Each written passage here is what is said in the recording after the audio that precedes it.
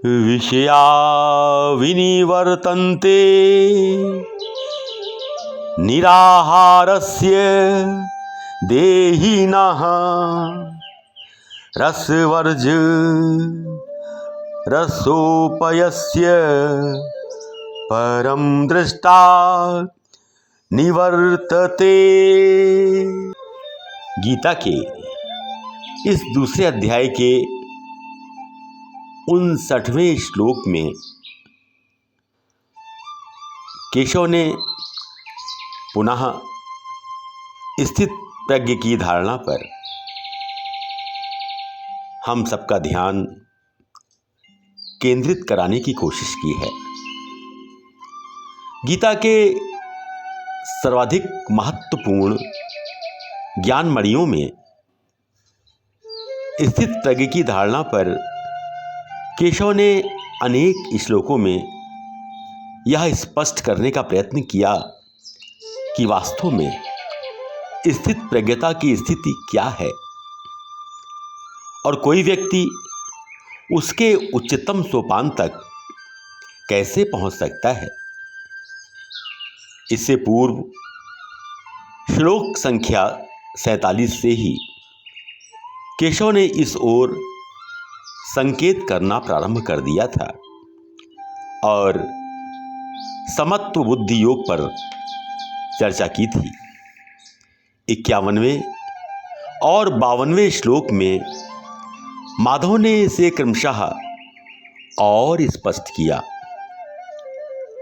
53वें और 54वें श्लोक में यह स्थिरता कैसे आए इसे समझाने का प्रयत्न किया।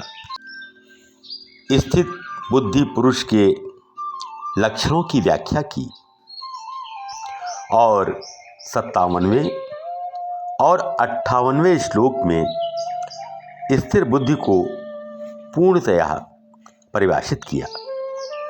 इन सारे श्लोकों की मनोवैज्ञानिक व्याख्या हम पिछली कड़ियों में कर चुके हैं। अब गीता के दूसरे अध्याय के इस 59वें श्लोक की चर्चा प्रारंभ करते हैं, जहां गोविंद कहते हैं कि इंद्रियों के द्वारा विषयों को ग्रहण न करने वाले पुरुष भी केवल विषय से तो निवृत्त हो जाते हैं, परंतु उनमें रहने वाली आसक्ति निवृत्त नहीं होती। स्थित प्रज्ञ पुरुष की आसक्ति भी परमात्मा का साक्षात्कार करके निवृत्त हो जाती है। प्रारंभ में ही मुरलीधर कहते हैं, इंद्रियों द्वारा विषयों को ग्रहण न करने वाले पुरुष, अर्थात वह स्थिति जब हम अपनी इंद्रियों को इतना नियंत्रित कर लेते हैं कि सामने विषय को देखकर भी उसको ग्रहण करने की इच्छा नहीं होती, अर्थात उसके प्रति आकर्षण को हम नियंत्रित कर लेते हैं। उदाहरण के लिए, जिस व्यक्ति को डायबिटीज है, उसे जब डॉक्टर कहता है कि आपको शुगर का सेवन नहीं करना है, तो वह अपने मन को उन पदार्थों से हटाता है जो मीठे हैं। योग करने वाले पुरुष भी नियम संयम को अपनाते हुए अपनी इंद्रियों पर इतना नियंत्रण तो कर ही लेते हैं कि सम्मुख विषय अर्थात भोग्य पदार्थ के होने पर भी उसे ग्रहण नहीं करते। किंतु क्या सचमुच यही स्थिर प्रज्ञता है? केशव भी तो यही कह रहे हैं कि बलपूर्वक अपनी इंद्रियों का नियंत्रण करके भोग्य विषयों से विरक्त हो जाना काफी नहीं है। यह तो मात्र एक सामान्य प्रक्रिया है। मनोविज्ञान भी तो यही कहता है कि जितना आप अपनी भोग इच्छाओं को दबाएंगे, वे आपके अवचेतन में एकत्र होती जाएंगी, वे समाप्त नहीं होंगी और समय पाकर उनमें विस्फोट भी हो सकता है। आपने अक्सर पढ़ा होगा और देखा भी होगा कि नितांत सीधा साधा लगने वाला व्यक्ति जो किसी लड़की की तरफ आंख उठाकर भी नहीं देखता था, एक दिन बलात्कार की कोशिश में पकड़ा गया। या हमेशा मृदु मधुर बोलने वाले व्यक्ति को एक दिन ऐसा क्रोध आया कि उसने सामने वाले व्यक्ति पर चाकू से हमला कर दिया।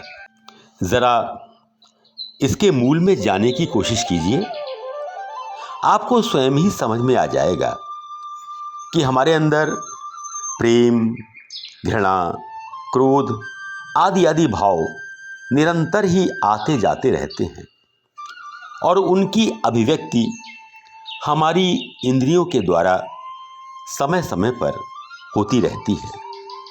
जैसे नदी का पानी निरंतर बहता रहता है, लेकिन अगर उससे रोक दिया जाए तो कुछ समय बाद ही वह दुर्गंध से भरने लगेगा और संयोग से अधिक वर्षा हो गई या पीछे से जरा सा पानी ज़्यादा आ गया तो वो अपने तटबंधों को तोड़कर आसपास के इलाके में तबाही मचा देगा।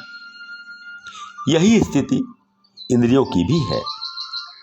आपने अक्सर ये भी देखा होगा कि डायबिटिक लोगों को जब ज़रा सा मौका मिल जाए तो वो एक की जगह 3-4 पीस मिठाई के खा जाते हैं। सोचिए, इसका भला क्या अर्थ हुआ? इसका एक ही अर्थ है जो गोपी बल्लभ बता रहे हैं। विषय से तो इंद्रियों को आपने दूर रखने का अभ्यास कर लिया, किंतु विषयों के प्रति आसक्ति बाकी रह गई, अर्थात बीज तो वही रह गया जो समय पाकर कभी भी वृक्ष बन सकता है। अब प्रश्न ये उठता है कि इस आसक्ति पर भला नियंत्रण कैसे हो? क्या सचमुच इस आसक्ति पर नियंत्रण संभव है? यहाँ माधव संभव या असंभव की कोई बात नहीं करते, बस रास्ता बताते हैं कि यदि इस आसक्ति पर नियंत्रण हो जाए तो। किंतु फिर लीलाधर एक और बात कहते हैं कि स्थित प्रज्ञ पुरुष की आसक्ति भी परमात्मा का साक्षात्कार निवृत्त हो जाती है। निवृत्त अर्थात समाप्त हो जाती है। लेकिन कब?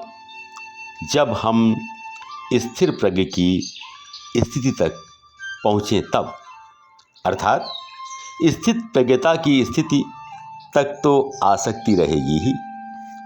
यहाँ मुरलीधर थोड़ा सा गूढ़ हो गए हैं, किंतु यदि थोड़ा सा चिंतन करें तो ये गूढ़ता समाप्त हो जाएगी।